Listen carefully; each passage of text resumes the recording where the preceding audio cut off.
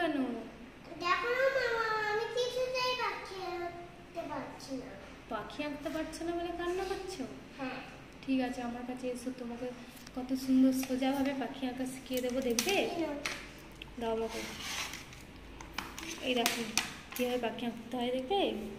এরকম প্রথমে একটা 1, তারপরে একটা 2, তারপরে একটা 3, তারপরে একটা 4, তারপরে দুটো 5, তারপরে এখানে একটা 6, এখানে একটা 7। দেখো কত সুন্দর পাখি হয়ে গেল। ওয়াও, হেভি সুন্দর মামু হয়েছে। তাহলে এবার আঁকতে পারবে তো? ঠিক আছে, কই আঁকো দেখি। 2 ছোট করে, তারপরে 3, তারপরে 4,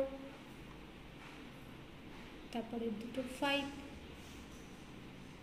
অত বড় না, ছোট ছোট, তারপরে 6, তারপরে 7 হয়েছে। বাবা, মোটামুটি হয়েছে।